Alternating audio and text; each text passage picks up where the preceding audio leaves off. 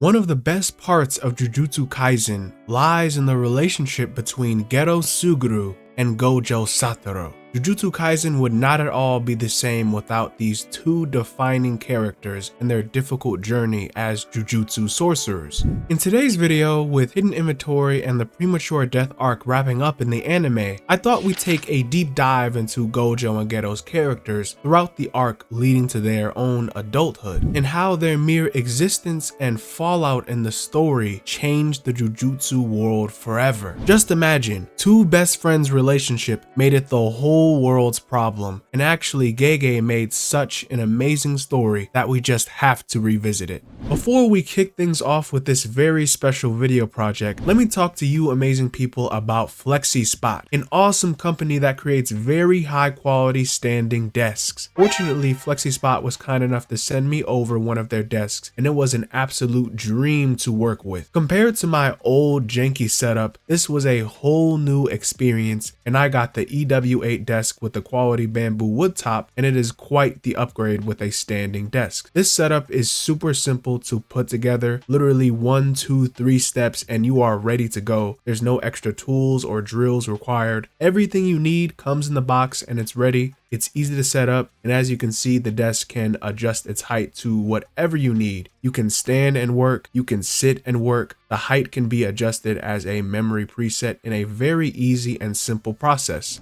You can lock the height to fit all shapes and sizes, and even use the front interface to plug in USB Type A and C chargers for phones or whatever you need. There's also a very handy desk drawer for easy storage. Overall, it's an amazing desk, and they have other high quality ergonomic desks that are affordable for you guys to enjoy. It's always good to be able to adjust your own desk height, and it really helps your overall workflow. If you guys are interested, check out the link in the description box below. It is definitely worth it.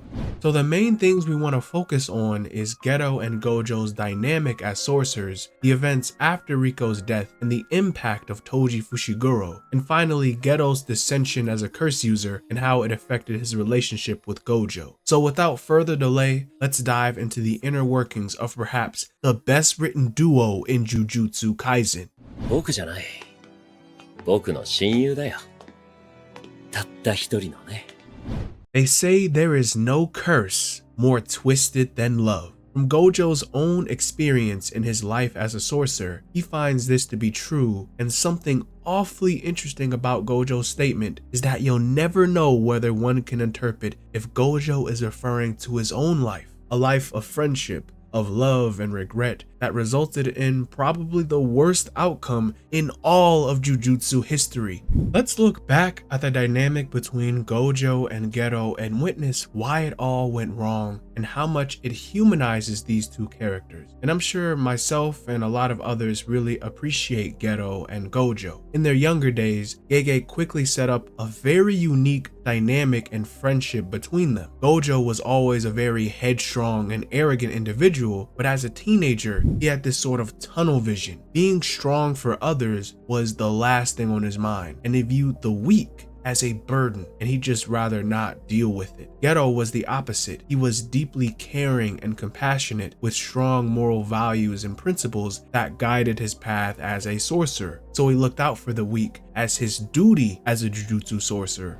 The anime does such a beautiful job at portraying them, as this arc is often called, the Gojo past arc, but this story is just as much as it is about Geto as it is Gojo. The anime only basketball scene did such a perfect job when it showed the competitive nature of these two boys. They are young and strong. Geto may be noble and have all of his normal values and interests, but he has his pride, and Gojo constantly tests him. Gojo is literally obnoxiously strong. So when he walks in the room, he'll let you know he is the one and only Gojo Satoru. He can do anything he puts his mind to, no matter what it is, and it's easy for him.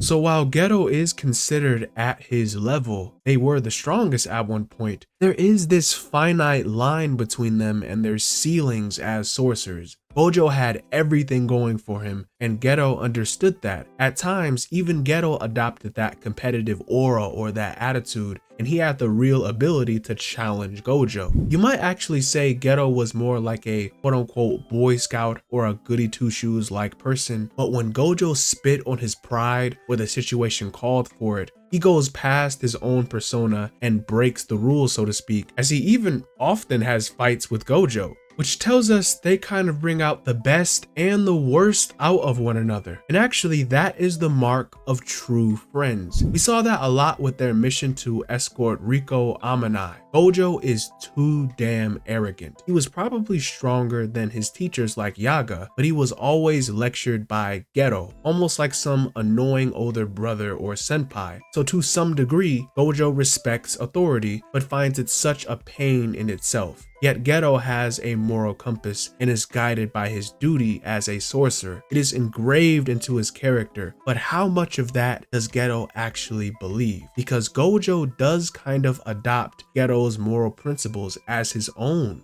I think it's pretty cool how MAPPA expands quite a bit on the relationships between characters, especially with Geto and Gojo, with quick clips from moments from the opening and the show. They are like a family, real genuine friends that can just be each other. And one thing about Gojo that was so unique about him in his teenage years is just how much he respected and relied on Geto.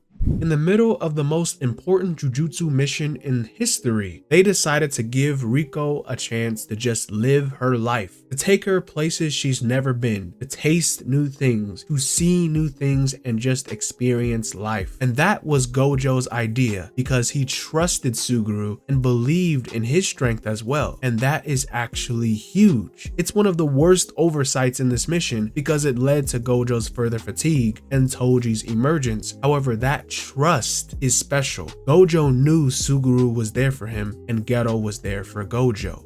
So after Toji happened, it's like he woke them up from a dream. We only then just learned Gojo and Geto wanted to give Riko a better life, not to merge with Tengen, but just to live her life. Even if they had to fight Tengen and the Jujutsu Society, it was worth it to them to give this little girl the life she deserves, and Toji took that all away. And that's when everything began getting distorted. The sorcerers have lost. Gojo already lost. Geto lost. Their two friends, Riko and Kuroi, died senselessly to a man, a monkey rather, who couldn't even use Jujutsu and literally broke fate itself to turn the Jujutsu world down a course of darkness. And this is where the real change began. Gojo grew from his loss and he got his rematch with Toji. He won triumphantly and made his position clear. Throughout the heavens and the earth, he alone is the honored one. The honored one. As if Buddha himself awakened, Gojo is now the strongest sorcerer of the modern era, but he is just not there, really. Gojo did not become this strong for anyone's sake but his own. So what does he do with this power, this newfound enlightenment? Well, Gojo is still figuring that out. When Geto met Gojo after the incident, he was unrecognizable. He saw that Gojo had changed dramatically, but Geto was changing as well, like a slight buzz in the air, like a feeling he couldn't quite get rid of. When Geto saw the ugliness of non-sorcerers applauding the death of his friend Riko, a 14-year-old girl no less, not to mention the possible destruction of humanity, he felt a deep hatred and hid his true feeling under his moral high ground as his duty as a sorcerer. Gojo at that point was ready to slaughter the entire room and kill them all just by a whim, but Geto preaches that there is no point, lying to himself that a line has to be drawn as a Jujutsu sorcerer, and this moment made Geto. It changed him forever. The very point and meaning behind their words and actions turn a complete 180 in the future, as what's most interesting is how Gojo looked to Geto for guidance. Considering Gojo can do whatever he wants, he's stronger than anyone, but he looked to Suguru like a moral compass, and that makes their future interaction that much more ironic. Gojo became someone who is so strong that others around him are an actual hindrance to his ability as a sorcerer, and he became a special grade that can take on any mission by himself and was an exception among exceptions. Not that there was anything wrong with Gojo pursuing his own power and growing into the strongest, but he quickly left Suguru behind. He left him alone to deal with the cycle of curses, and Geto was tired. A year in advance, Geto also became a special grade. However, his mental state declined. The anime really drives the point home that Geto was in a constant state of exorcism and consumption, with a power only he possesses and a taste only he knows. 払う、取り込む、その繰り返し。払う、取り込む、その繰り返し。Geto is losing his way. The constant flow of just life ebbs away at his mental state. That summer, curses swarmed like maggots. Disasters sprouted everywhere, resulting in an increase of negativity in the busy season of sorcerers forced to go out on dangerous missions. At that time, Geto couldn't even stop wondering, why does he do this for people that are weak and have an evil that is right in front of him? He is losing sight of the preciousness of protecting the weak and started to lose his way as a sorcerer. And Geto was unhappy because he kept fighting that urge or that feeling, and then he finally let it slip.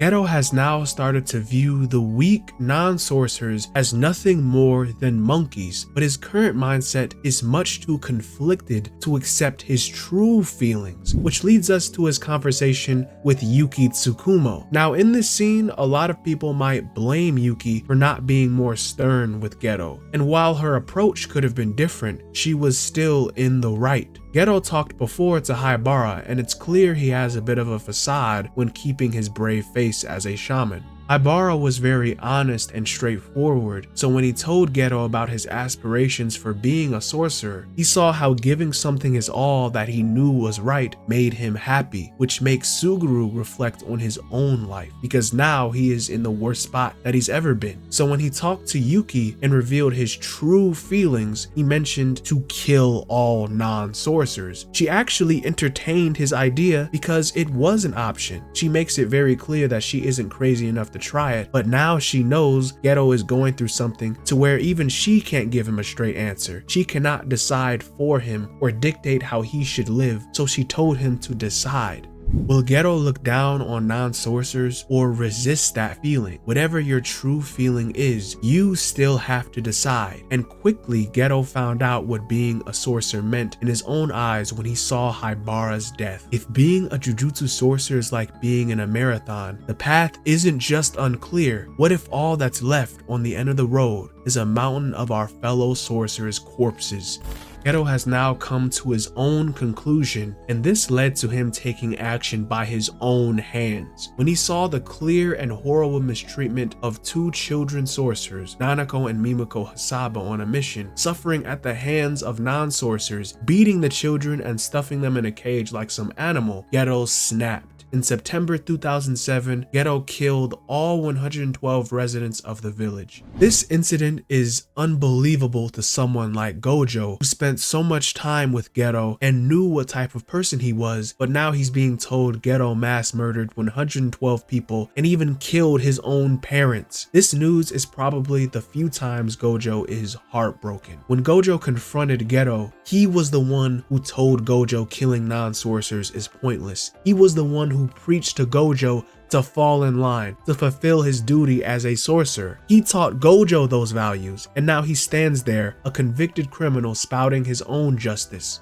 But Gojo has no answer that he can give to change Geto. He has too selfish of an idea of justice that he uses Geto's own logic against him. He even says it's impossible and there's no point in attempting the impossible. And Geto was actually right about Gojo's arrogance, because you can do it, Satoru. You can do the impossible. He's trying to convince him it's impossible when Gojo himself can achieve it. 君は五条悟だから最強なのか、最強だから五条悟なのか。So what defines Gojo? Why is he the strongest? If Geto could be Gojo, his impossible ideal would be possible. But now that he's chosen the life that he wants to live, all he can do is give it all he's got. It almost echoes Haibara's words and Yuki's advice to give it his all. He's decided to choose to look down on the weak and kill them all.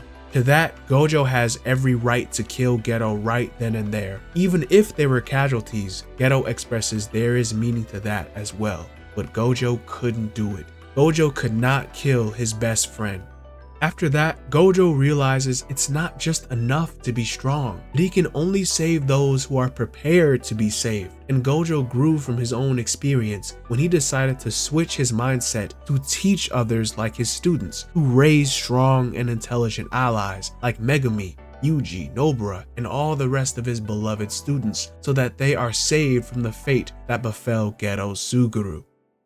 Another aspect of their relationship to consider is this blue spring of youth that is relevant to the past arcs of Hidden Inventory and the Premature Death arc. I understand this may be a particularly sensitive topic within the community, and that's in regard to, the SatoSugu ship. There's a lot of questionable ships in anime. It's, kind of childish and immature, but there's nothing really wrong with it. However, I feel Gege has left a certain level of interpretation to this dynamic to whether it could have been romantic to some degree or not. Of course, they are best friends and regarded as such, but it doesn't really make a difference how they are viewed, and it's probably better left ambiguous to the reader. But I will say, before I didn't see them that way, but I have entertained the idea that they were a thing, especially after Mappa's anime, and just how much fun they have with their relationship. The opening is basically like a love song, and Blue Spring is like a Japanese term describing that springtime of youth, which usually means falling in love or having the most intense emotions as a teenager or as a young adult. If you think about the opening lyrics itself, our blue still lives, our blue still clear, in such a color as if it were a silent love. Mappa is not slick at all with that music choice, but I think the idea that they had those types of feelings is interesting. Gojo did say love was the most twisted curse of all, but these two loving each other more like brothers or having a platonic relationship serves just the same purpose and hits just as hard. Gojo and Geto's fallout is really how you write the strongest. Gojo was still imperfect and he failed to save his best friend, but that never stopped him from caring about Suguru. When they both grew up, it's funny how they both had people to look after. Gojo was left with Toji's quote-unquote blessing, which when you think about that, it's actually very tear-jerking just how poetic that is. And Geto killed a lot of people, but he found new family by raising Nanako and Mimako as their father. So in a way, they both went down their own path and became leaders, teachers, fathers, someone people can look up to. It's so insane to think about how much they did in their lives that we just did not see. And plus years to grow as adults and be so similar, yet to have such conflicting ideals. Eventually, on December 24th, 2017, they did meet again, and under various circumstances, Geto was defeated and Gojo was his executioner. Geto accepted that fact, and I think he'd prefer it to be Gojo, and even Gojo knew Geto wouldn't kill his other students without reason, so he acted on trust. And what surprised Geto the most was how Gojo still felt a connection with him. But even in his final moments, there were no hard feelings. Gojo said something thoughtful, either that he was his one and only best friend, or he might have said a certain three-worded term that causes Geto to blush. Without a doubt, Gojo and Geto have one of the most powerful dynamics in the story, and something that really makes them very real as individuals. Geto just couldn't truly be happy from the bottom of his heart. He gave it all he's got, and consequently, he was affected by this cursed world. And Gojo was forced to realize that and grow stronger, not just in power, but as a person, and use his strength to help others. But despite all their problems, all the death and anguish, the journey was great. It was beautiful even. No matter how much time passed, they both still found ways to love, to love each other, love what they do, love who they care for, and be who they are. This is quite a unique story between them, and possibly one of the greatest things to come out of Jujutsu Kaisen. Gege is to be praised for the wonderful story that he created, and thank you Mappa for the epic adaptation that brought these characters to life. If there's anything at all to take away from this, just remember, even now, our blue still lives.